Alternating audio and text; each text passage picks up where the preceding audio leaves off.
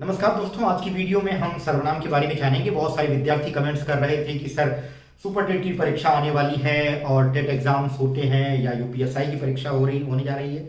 इन सब में हिंदी व्याकरण पूछा जाएगा और उसमें आप अगर शुरू से हिंदी व्याकरण फिर से एक बार चालू कर दें तो अच्छी बात रहेगी। हालांकि कई सारे टॉपिक्स मैं पहले पढ़ा चुका हूं, लेकिन आज मैं जो सर्वनाम पढ़ाऊंगा उसमें कुछ ऐसे डाउट्स पर भी ध्यान रख करके पढ़ाऊंगा जो जहां पर आप कंफ्यूजन में हो जाते हो कि यहाँ किस तरह का सर्वनाम होगा, यह सर्वनाम शब्द रियल में सर्वनाम है या कुछ और का काम करने के कारण किसी और तरह की चीज है। तो वो जानने के लिए आज की वीडियो को जरूर देखिए, स्किप मत करिएगा, इस वीडियो को छोड़ करके मत जाइएगा, जरूर पूरे शुरू से लेकर के लास्ट तक देखिएगा। चलिए स्टार्ट करते हैं आज का वीडियो। टॉपिक आपको मैंने क्लियर पहले ही बता दिया कि इसका नाम है सर्वनाम। सर्वनाम से आप सभी वाकिफ होंगे, बहुत कम लोग ऐसे होंगे, हो सकता है रेयरली कोई ऐसा हो जिसको सर्वनाम के बारे में पता ना हो, अन्यथा आप सभी जानते हैं कि ऐसा शब्द जो सभी नामों की जगह प्रयोग होता है उसे सर्वनाम कहते हैं। बड़ी सिंपल सी परिभाषा, बड़ा सिंपल सा अर्थ है। सर्व का मतलब होता है सभी और नाम से मतलब आप जानते हैं कि संज्ञा। तो ऐसा शब्द जो सभी संज्ञाओं के बदले आता है उसे हम सर्वनाम कहते हैं। इंग्लिश में इसे प्रोनाउन कहते हैं। प्रो का मतलब होता है on the place of, noun का मतलब नेमिंग वर्ड्स। तो कहने का मतलब है कि ऐसा शब्द जो नेमिंग वर्ड्स यानी नाउन वाले शब्दों के स्थान पर प्रयोग किया जाता है सर्वनाम है यानी प्रोनाउन है। तो अब यह समझ गए कि सर्वनाम क्या है, संज्ञा की जगह पर प्रयोग होने वाले शब्द। संज्ञा क्या होते हैं? नाम वाले शब्द होते हैं। कोई भी नाम, चाहे वो किसी व्यक्ति का हो, स्थान का हो, वस्तु का हो या किसी प्राणी का हो, किसी भाव का हो, किसी भी नाम के स्थान पर प्रयोग होने वाला शब्द सर्वनाम कहलाता है। अब बात आती है कि सर्वनाम शब्द ये तो दुनिया भर के सर्वनाम शब्द हैं, तो ये तमाम तरह के जो सर्वनाम शब्द प्रयोग किए जाते हैं नाम के स्थान पर, इन सर्वनाम शब्दों में, इन नाम के स्थान पर प्रयोग होने वाले शब्दों में भी वेरिफिकेशन किया गया, इनको भी अलग अलग समूहों में बांटा गया। इन समूहों को ही इनका प्रकार कहा जाता है। तो हम कह सकते हैं कि अगली बात आती है सर्वनाम के प्रकार। सर्वनाम में आप जान गए कि नाम वाले शब्दों के स्थान पर प्रयोग होने वाले शब्द, नाम वाले शब्दों जिसको आप क्या कहते हो? संज्ञा। नाम वाले शब्दों के स्थान पर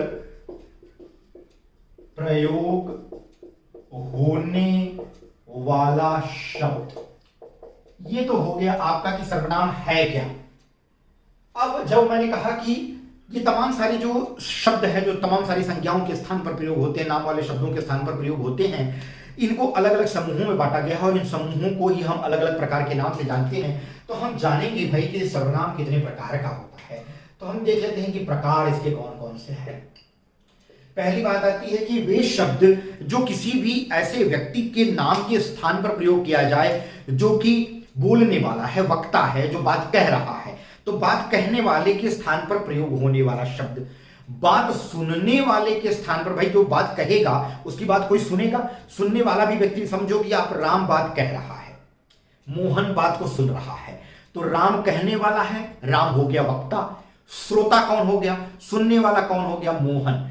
तो राम वक्ता है, श्रोता कौन है? सोहन।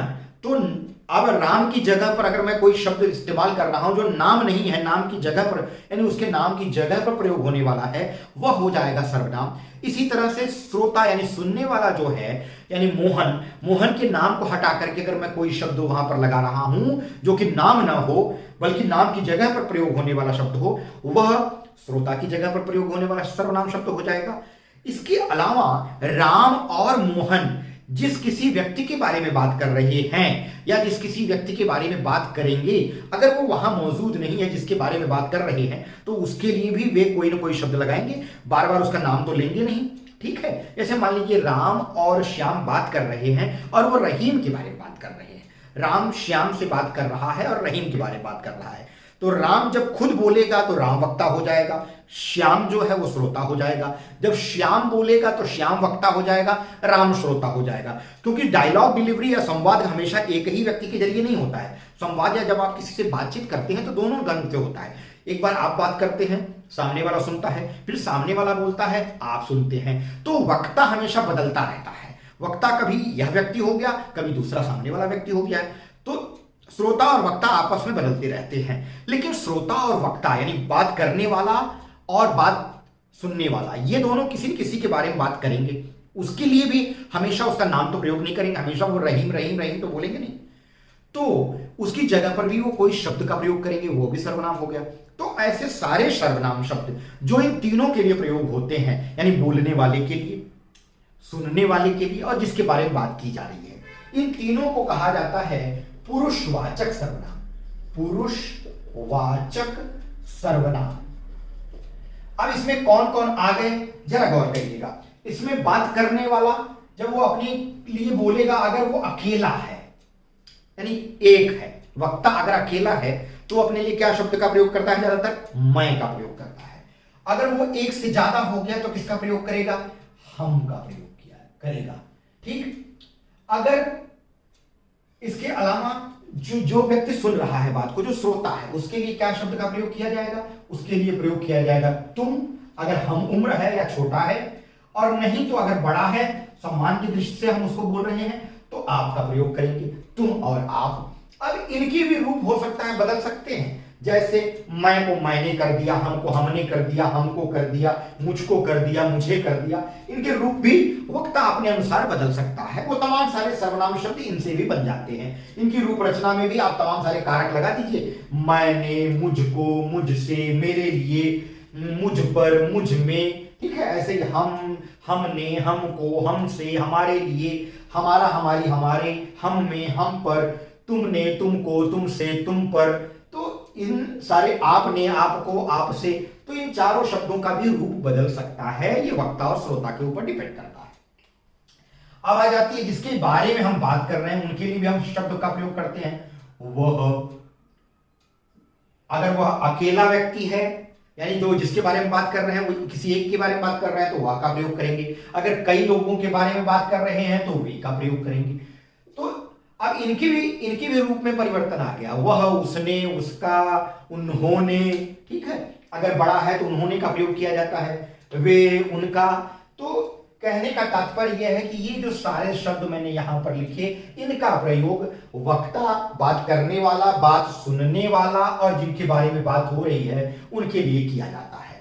अब इसके बाद आते हैं वे सारे शब्द जिनका प्रयोग कहीं पर निश्चितता दर्शाने के लिए किया जाता है। मैं बता रहा हूं आपको, उनको कहा जाता है निश्चयवाचक सर्वनाम। निश्चयवाचक सर्वनाम। अब गौर करिए, निश्चयवाचक सर्वनाम में क्या हो जाएगा? जैसे मैंने कहा यह मेरी कलम है, यह मेरी कलम है। गौर करिएगा, यहां पर वह और यह का प्रयोग हो सकता है, वे, ये का प्रयोग भी हो सकता है पुरुषवाचक में। निश्चयवाचक में गौर करिएगा, इसमें ऐसे शब्दों का प्रयोग किया जाएगा जो निश्चितता बताएंगे। जैसे यह मेरी कलम है।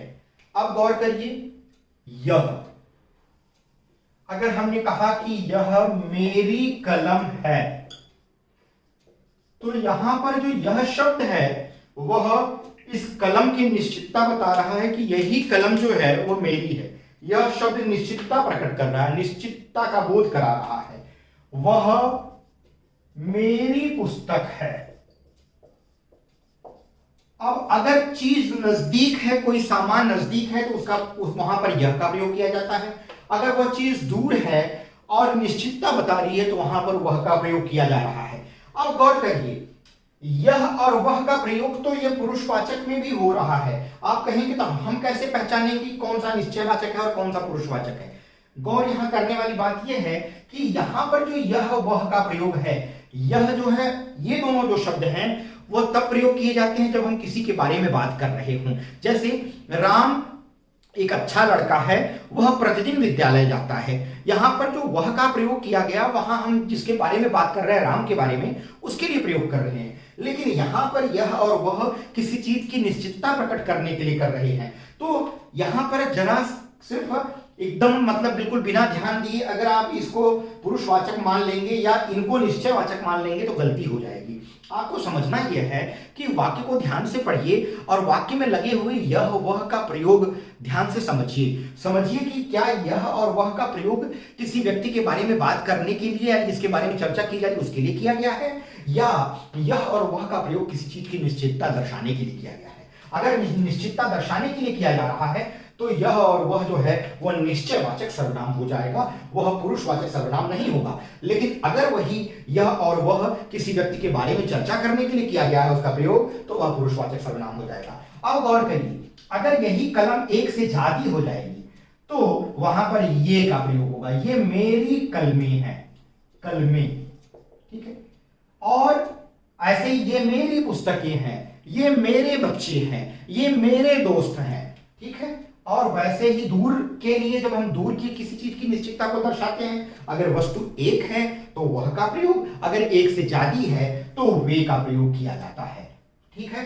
तो यहां पर भी निश्चितता दर्शाने में भी यह वह का प्रयोग होता है, यह का बहुवचन ये और वह का बहुवचन वे होता है। तो यह, वह, ये, वे इत्यादि शब्दों का प्रयोग निश्चयवाचक सर्वनाम के अंतर्गत किया जाता है। अगला प्रयोग होता है, अगला प्रकार है अनिश्चयवाचक सर्वनाम का। अनिश्चयवाचक सर्वनाम, आप यहां समझ लीजिए कि वाचक जो शब्द बार बार लगाया जा रहा है, इसका मतलब होता है बताने वाला, बताने वाला, निश्चितता बताने वाला, अनिश्चितता बताने वाला। अब अनिश्चयवाचक सर्वनाम में क्या क्या आ जाते हैं जरा गौर करिए। अनिश्चयवाचक सर्वनाम में जैसे मान लीजिए कोई व्यक्ति दरवाजा आपका खटखटा रहा है, आप घर के अंदर हैं, आपकी माँ घर के अंदर है, माँ ने कहा बेटा रमेश, आपका नाम मान लीजिए रमेश है, रमेश जरा देखो कोई आया है, ठीक है। क्या लिखा, क्या बात उन्होंने बोली माँ ने, कोई आया है, कोई आया है। अब गौर करिए यहां जो उन्होंने कोई शब्द का प्रयोग किया, यह कोई किसी न किसी व्यक्ति के लिए किया जो आया है दरवाजे के बाहर और दरवाजे पर दस्तक दे रहा है, लेकिन हमें नहीं मालूम या मां को नहीं मालूम कि वह व्यक्ति कौन है, उस व्यक्ति, वह व्यक्ति अनिश्चित है, उसका नाम नहीं मालूम है, इसलिए उन्होंने कहा कि कोई आया है, ठीक है। तो कोई शब्द का प्रयोग अनिश्चितता दर्शाने के लिए किया जाता है, ठीक है। ऐसे ही पिताजी बाजार से आए और उन्होंने एक झोले में या एक बैग में कोई सामान लाई है, ठीक है। मालूम नहीं है कि उस बैग में क्या है, हमने पिताजी से पूछा, पिताजी बता नहीं पाए, कहीं और चले गए, ठीक है। तो हमने मां से कहा कि मां लगता है झोले में कुछ है, ठीक है। तो वो कुछ उन चीजों के लिए आया है जो चीजें झोले में रखी गई हैं, जो चीजें झोले में रखी गई हैं उनका कोई ना कोई नाम तो होगा ही, लेकिन हमें नहीं पता है, झोले को भी हमने खोला नहीं है, तो हम उसके लिए क्या प्रयोग किए, कुछ। तो कुछ का प्रयोग माने फ्रिज में कुछ सामानें रखी हैं खाने की, ठीक है। तुमने कुछ बोला, ठीक है, तुम कुछ हमसे छिपा रहे हो, तुम कुछ पुस्तकें लाए हो, ठीक है। तो कुछ का प्रयोग कब किया जाता है, अनिश्चितता के लिए प्रयोग किया जाता है। लेकिन अगर यही प्रयोग आप कहेंगे कि तुमने कुछ पुस्तकें लाई हैं, ठीक है, तो वहां जो कुछ हो जाएगा वह जो है अनिश्चित संख्यावाचक हो जाएगा। गौर करिएगा इस पर, मैं एक प्रयोग करके दिखा रहा हूं आपको। झोले में कुछ रखा है, झोले में कुछ रखा है। अब यहां गौर करिए, झोले में कोई ना कोई वस्तु रखी होगी, उस व्यक्ति का जब तक उस वस्तु का पता नहीं है तब तक हमने क्या किया, उसके स्थान पर क्या बोला, कुछ। अब इसी कुछ के प्रयोग को मैं बदल दे रहा हूं, अगर इस तरह का प्रयोग है तो कुछ जो हो जाएगा वो अनिश्चयवाचक सर्वनाम हो जाएगा। लेकिन अगर ऐसे बोल दिया गया कि झोले में कुछ पुस्तकें रखी हैं, अब ये कुछ अनिश्चितता नहीं बता रहा है माय डियर फ्रेंड्स, गौर करिएगा। अब ये अनिश्चितता नहीं बता रहा है क्योंकि हमें मालूम हो गया है कि झोले में क्या रखी है, पुस्तकें, वो अनिश्चित नहीं हो गया है। अब ये पुस्तकों की क्या बता रहा है, निश्चितता बता रहा है, लेकिन पुस्तकों की निश्चित संख्या नहीं बता रहा है। यह पुस्तकों की संख्या तो बता रहा है, पुस्तकें जब भी होंगी 1 2 4 6 10 15 20 दर्जन 2 दर्जन 4 दर्जन की संख्या में होंगी, उसको गिना जा सकता है। पुस्तकें ऐसी संख्या है जिसको गिना जा सकता है, काउंटेबल नाउन है, ठीक है। तो उसकी जगह पर लेकिन यहाँ कोई निश्चित संख्या नहीं बताई जा रही कि झोले में 5 पुस्तकें रखी हैं, झोले में 7 पुस्तकें रखी हैं। अगर निश्चित संख्या बताता तो निश्चित संख्यावाचक विशेषण हो जाता, और अगर ये निश्चित संख्या नहीं बता रहा है तो अनिश्चित संख्यावाचक विशेषण हो जाएगा। अब यहां ये विशेषण का काम कर रहा है, यहां पर यह सर्वनाम का काम कर रहा है। तो तो यहां कुछ का भी ध्यान दीजिएगा कि कुछ शब्द अक्सर धोखा दे देता है, कुछ और कोई हो गया अनिश्चय संख्यावाचक। आगे अगला प्रकार है प्रश्नवाचक। प्रश्नवाचक सर्वनाम क्या है भाई? ये प्रश्नवाचक सर्वनाम जिसको हम कहते हैं इंट्रोगेटिव प्रोनाउन। क्या है? What is interrogative pronoun? Let us see, देखते हैं क्या है। प्रश्नवाचक सर्वनाम में जैसे मान लीजिए कोई बाहर आया है, मां नहीं जानती है कौन आया है, और मां ने उनका नाम पूछ लिया, कौन हो? ठीक है, कौन हो, तुम कौन हो? तो कौन शब्द की जगह पर कोई ना कोई व्यक्ति तो जरूर होगा। कहां का प्रयोग हम करते हैं, वह कहां रहता है? वह दिल्ली में रहता है, मुंबई में रहता है, वह मुंबई में रहता है, वह अमृतसर में रहता है। तो कहां की जगह पर कोई ना कोई स्थान आएगा। कौन, कहां, किसने, किसने यह पुस्तक फाड़ी है, उसकी जगह पर कोई ना कोई नाम तो जरूर आएगा। ठीक है, किसको, मां ने किसको पैसे दिए, तो किसको हो गया। ठीक है, तो अब इनसे भी कई और भी शब्द हो सकते हैं, मैंने यहां पर कुछ उदाहरण दे दिए, आप विद्वान हैं, आप और शब्दों को ढूंढ सकते हैं। ठीक है, तो ये हो गया पुरुषवाचक सर्वनाम, निश्चयवाचक, अनिश्चयवाचक, प्रश्नवाचक। अब अगला आता है संबंधवाचक सर्वनाम। संबंधवाचक सर्वनाम, संबंधवाचक सर्वनाम में भी शब्द प्रयोग किए जाते हैं जो संज्ञा के स्थान पर आते हैं लेकिन आपस में संबंध रखते हैं। जैसे जिसकी, उसकी, जिसका, उसका, जिसने, उसने, जैसा, वैसा। ठीक, इत्यादि का जो प्रयोग होता है वह संबंधवाचक सर्वनाम के लिए किया जाता है। जैसे जिसकी लाठी उसकी भैंस, मान लीजिए लाठी रमेश की है और भैंस भी रमेश की है। ठीक है, यानी कि जिसकी लाठी है भैंस भी उसकी है।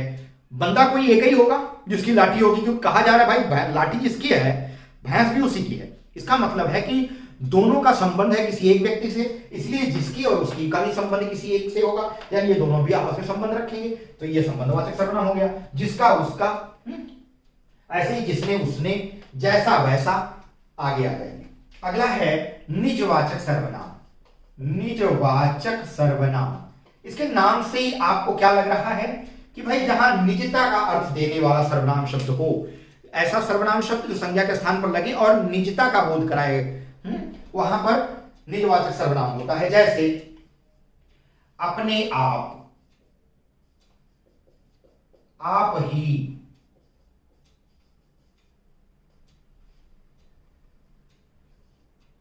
स्वयं, खुद, खुद ही इत्यादि का प्रयोग निजता का के अर्थ में किया जाता है। मैंने अपना काम स्वयं कर लिया, स्वयं का प्रयोग किया, किसी के लिए किया गया, मुझे, मेरे लिए किया गया। मैंने अपना नाम नहीं बताया बल्कि वहां पर स्वयं का प्रयोग किया। मैंने घर की सफाई खुद से कर ली, खुद प्रयोग किसके लिए किया गया? खुद से, अपने लिए प्रयोग किया गया। अपने आप, उसने सारा काम अपने आप कर लिया, वह आप ही सक्षम है सब काम करने के लिए। तो इन शब्दों का प्रयोग स्वयं के अर्थ में किया करता है। वक्ता जब आप अपने लिए प्रयोग करता है कोई शब्द, तो वक्ता के लिए कभी कभी और कभी कभी जिसके बारे में हम बात कर रहे हैं उसके लिए भी प्रयोग करते हैं, सिर्फ वक्ता की बात नहीं कर रहा हूं। लेकिन इन शब्दों का प्रयोग खुद के अर्थ में किया जाता है, चाहे हम किसी की भी बात करें उसके खुद के अर्थ के लिए इन शब्दों का प्रयोग किया जाता है, इसीलिए इनका नाम कहा जाता है निजवाचक सर्वनाम। तो अगर आप गौर फरमाएं, मैंने सारे सर्वनामों के नहीं लिखे हैं, अगर आप इनकी रूप रचना करेंगे तो कम से कम कुछ नहीं होंगे तो 100 से ज्यादा सर्वनाम शब्द निकल जाएंगे आराम से। एक एक में कम से कम हमारी समझ से 5-5, 7-7 प्रकार के सर्वनाम शब्द बनेंगे, जैसे मैंने, मुझको, मुझसे, मुझ में, मुझ पर इत्यादि। कौन, किसने, किसको, किससे, किसके लिए। ठीक है, तो बहुत सारे सर्वनाम शब्द और तैयार हो जाएंगे। अब उतना मेरे पास समय नहीं है कि मैं आपको सर्वनाम शब्द सब क्रिएट करके बता दूं। इतना इशारा जरूर कर दिया, समझदार के लिए इशारा काफी कि सर्वनाम है क्या और किस तरह के सर्वनाम शब्द किस प्रकार में आते हैं। तो अगर प्रकारों को, अगर इन शब्दों को देकर के परीक्षा में पूछा जाता है कि यहां पर कौन सी प्रकार का सर्वनाम होगा, तो आप आसानी से छांट सकते हैं। अब डाउट वाली बात कर देते हैं। डाउट में मैंने आपको कुछ वाला डाउट तो क्लियर कर दिया। अब मैं बात कर रहा हूं अब ऐसे सर्वनाम शब्द की जो कभी कभी सर्वनाम शब्द होता है लेकिन वह विशेषण का काम करने के कारण विशेषण बन जाता है। जैसे इसी वाक्य को देख लीजिए, यह मेरी कलम है। अगर मैं इसको ऐसे लिखूं कि यह कलम मेरी है, ठीक है, यह कलम मेरी है, वह पुस्तक मेरी है, तो परिवर्तन हो जाएगा।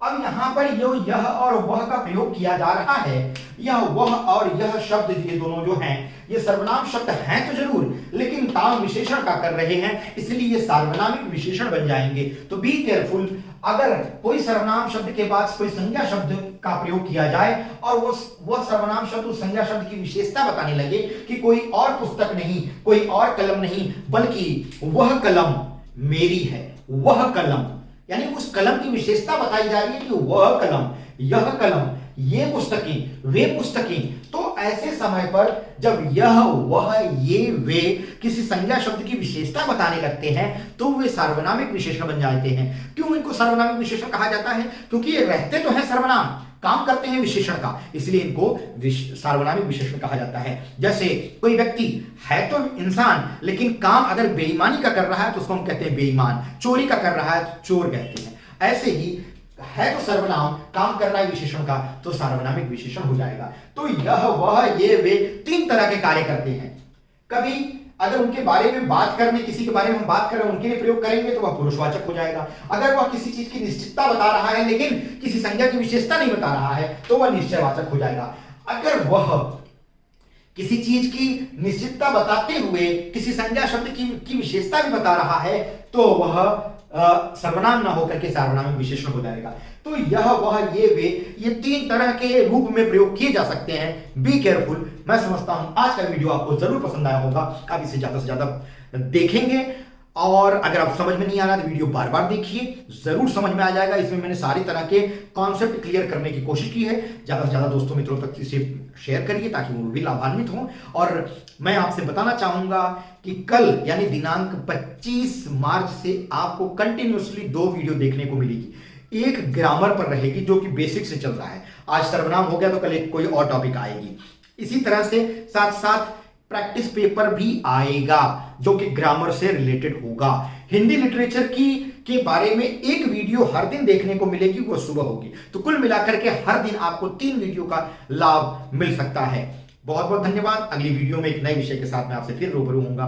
तब तक के लिए अपने को सुरक्षित रखिए, अपने आसपास पड़ोस को सुरक्षित रखिए, अपने माँ बाप का ध्यान रखिए, उनसे खूब जम करके प्यार करिए।